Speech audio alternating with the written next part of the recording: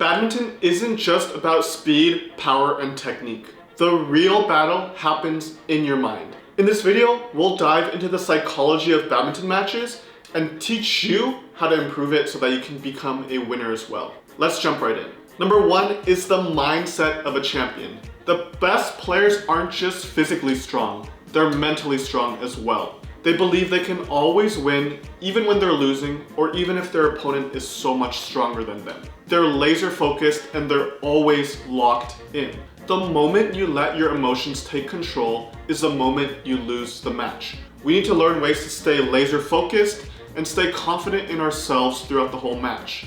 Again, don't be overconfident to the point where you have a big ego or you feel a little too cocky, but you need to be confident in your practice, your training. You need to crave the pressure, not fear it. A champion's mindset is one that always believes in yourself despite anything happening on the court. You can cultivate this a lot through your training or through self-assurance or positive self-talk. Just find ways to make yourself feel the most confident that you can be at all times. Number two is handling your pressures and your nerves. When we get tense, and I promise we all get tense, you feel like your smashes get a bit weaker, your footwork becomes a bit more stiff. It's hard to move, it's hard to think, it's hard to play. And when this happens, we lose more rallies and we probably lose a lot more games. The best way I've found to handle this is through deep breathing and habit building. Between each rally, the most important thing is to take deep breaths. When you panic, you start taking shorter breaths. This makes everything harder. Your heart rate's gonna pump faster, you're gonna get even more nervous, and you won't be able to calm down. These deep breaths first help you center yourself and get back to that state you were playing in when you're most confident. The other part of this is habit building. A lot of times we just tend to forget where we are when we play those high nerve games. When you're training, when you're playing fun matches, try to start building a habit in between every rally. For example, touching the ground, touching your racket with your opposite hand, just doing something to remind yourself that you're in the moment. Developing these habits during training will help you bring it and carry it over to those important matches, so that every time you do this habit, you remember exactly where you are and where you've been. Number three is adapting to your opponent's strategy. Badminton is just like a chess match, but at 300 kilometers per hour. There's so much going on all the time. People are adapting to one thing.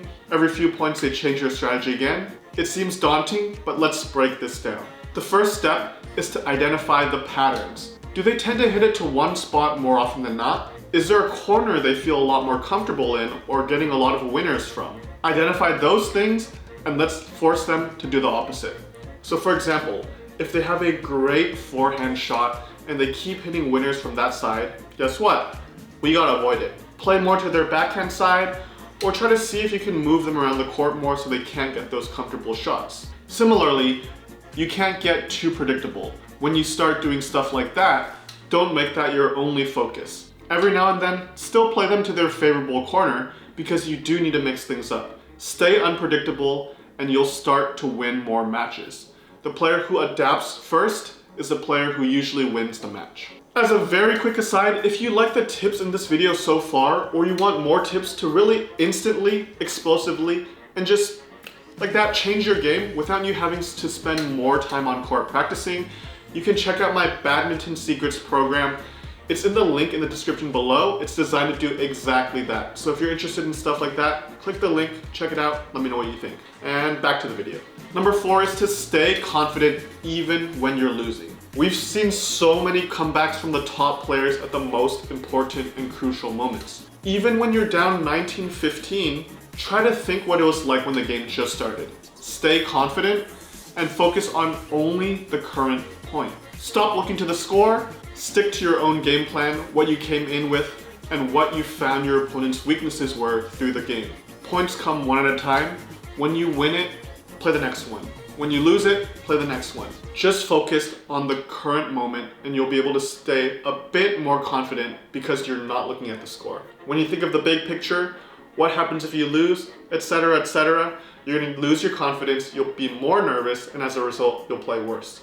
So, don't worry about the score, just focus on the current moment. And number five is closing out matches the right way. I've seen too many players, especially a lot of my clients, build this huge lead through a game. They're up 20-10, 15-5, only to go out and lose it. The most important thing you can do when you're winning is to step on the gas pedal. Don't take your feet off of it. If you can win a match 21-0, win it. Don't give them any chance to get back into it. Why? If it's the first set of a match and you take the gas off towards the first game of the match and you sort of let them get back into it, they might become a completely different player in the second game. If you absolutely crush them though, they'll lose their confidence and they'll find it much harder to even play in the second game, usually leading to a really easy result. Similarly, if you can beat them really badly now, next time or in the future you play them, they already have this mental block in their head that, hey, you are such a good player, I'm kind of nervous, it's gonna be tough. And that's why the biggest difference between an average player and a great player is mental strength. Train your mind just like you train your shots and you'll see that your game keeps on improving day after day. Thank you again for watching this video and I will see you all in the next one.